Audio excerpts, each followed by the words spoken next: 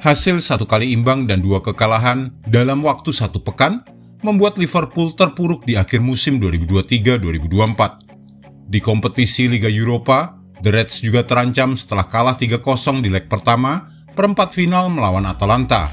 Di Liga Inggris, skuad asuhan Jurgen Klopp juga dalam bahaya serius setelah bermain imbang 2-2 dengan Manchester United dan kalah 1-0 dari Crystal Palace.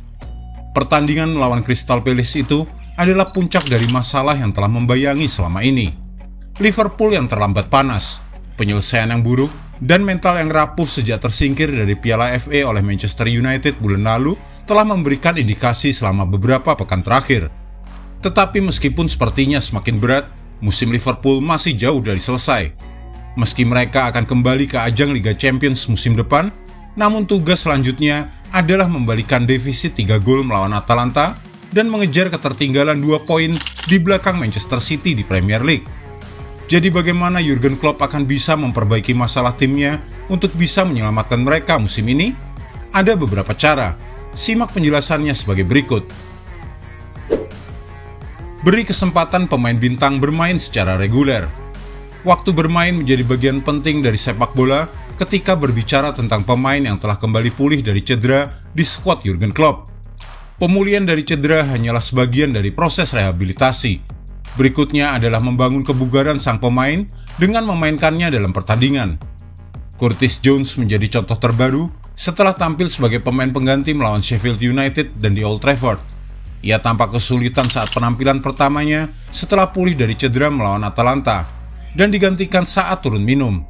Performa Jones kemudian meningkat saat melawan Crystal Palace, tetapi masih belum dalam performa terbaiknya. Ia melewatkan peluang emas di babak kedua.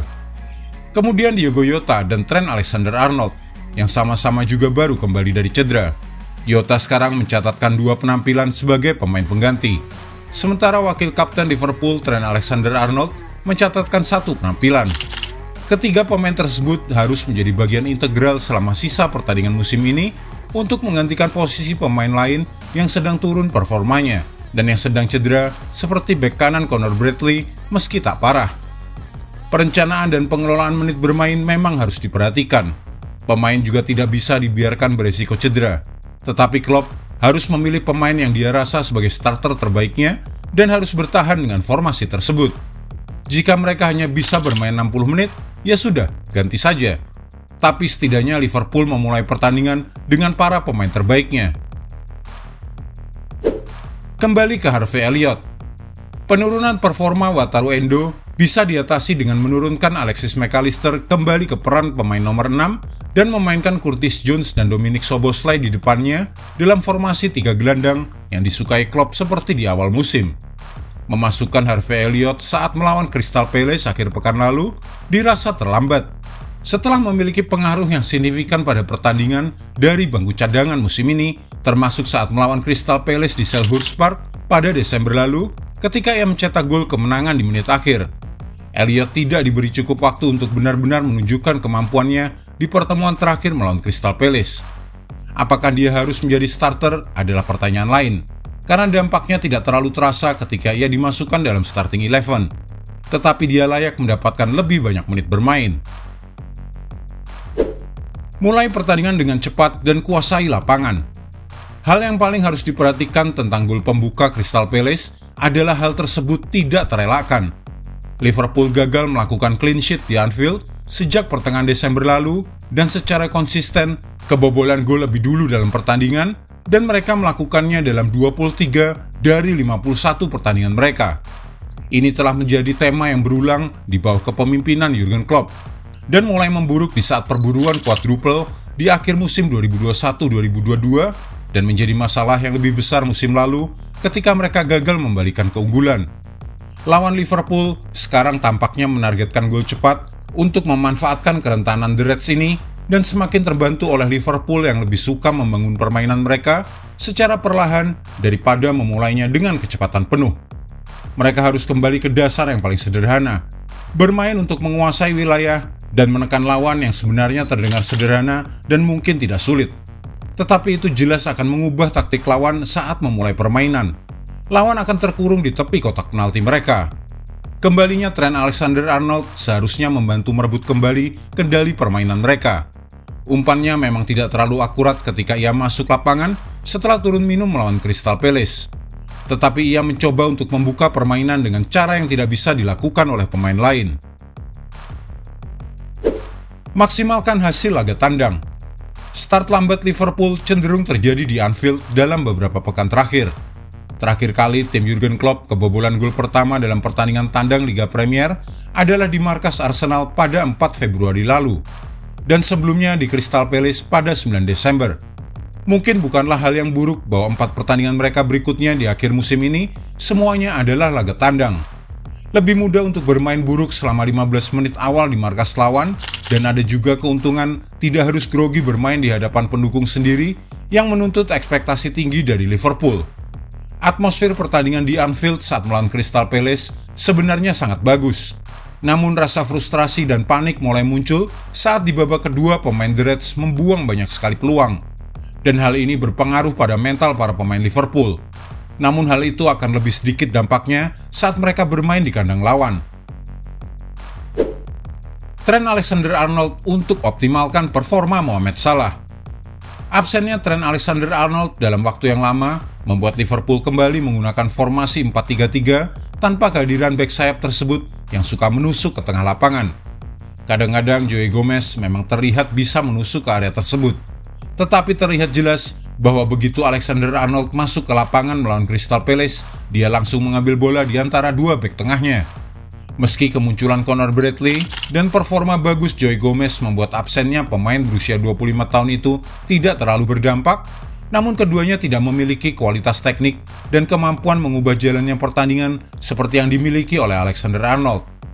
Trent Alexander-Arnold memiliki kemampuan untuk membuat pemain di sekitarnya bermain lebih baik, terutama Mohamed Salah. Kemitraan keduanya menjadi salah satu alasan terbesar mengapa Scott Jurgen Klopp begitu sukses. Fleksibilitas mereka untuk bergerak ke area yang berbeda membuat lawan kesulitan menghentikan mereka. Mo Salah datang pada saat mereka berganti posisi, dan Liverpool membutuhkan seseorang yang selalu bermain melebar.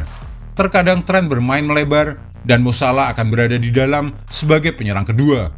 Atau mungkin gelandang kanan yang bermain di sana seperti Harvey Elliott atau Dominic Szoboszlai, dan kemudian Trent yang akan masuk. Ini taktik Liverpool yang sangat fleksibel. Memiliki sebanyak mungkin pemain yang bisa menjadi penentu kemenangan sangat penting di tahap akhir musim ini. Memiliki seseorang yang integral untuk membantu rekan-rekannya bermain lebih baik adalah bonus yang lebih besar lagi. Penyegaran di lini depan. Trio Luis Diaz, Darwin Núñez, dan Mohamed Salah sebagai ujung tombak Liverpool memang dahsyat. Tetapi penyelesaian akhir dan pengambilan keputusan mereka saat bermain bersama dalam 2 pertandingan liga terakhir belum memenuhi standar.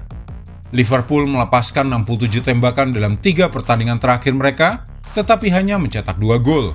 1 diantaranya bahkan adalah penalti. Itu semua dari total expected goals atau XG sebesar 8,3. Pengambilan keputusan, ketenangan di bawah tekanan, dan keberuntungan tampaknya telah meninggalkan Liverpool. Dan sementara pemain lain juga bersalah karena melewatkan peluang. Masuk akal bagi Jurgen Klopp untuk melakukan penyegaran di lini depan. Diogo Jota dan Cody Gakpo sama-sama memberikan kesan positif saat masuk dari bangku cadangan saat melawan Atalanta dan Crystal Palace. Dan ini menunjukkan bahwa mereka bisa sangat membantu jika menjadi starter. Ketika Mohamed Salah absen di AFCON dan kemudian cedera, Diogo Jota tampil dan menjadi pemain utama Liverpool.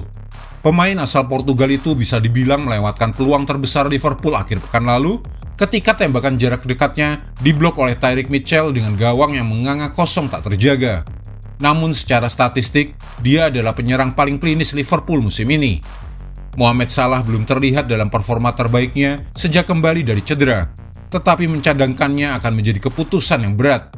Sementara itu, kemungkinan besar Jurgen Klopp juga akan mengistirahatkan Núñez atau Diaz, yang keduanya bisa tampil lebih baik sebagai pemain pengganti bagi Jota dan Gakpo, 2 pemain pressing Liverpool yang paling rajin. Alternatif lainnya yang secara mengejutkan tidak dilakukan Klopp saat melawan Crystal Palace adalah memainkan keempat pemain depan mereka secara bersamaan. Ini sebenarnya membawa resiko saat transisi, tetapi juga dapat membantu menekan lawan dan memberikan ancaman mencetak gol tambahan.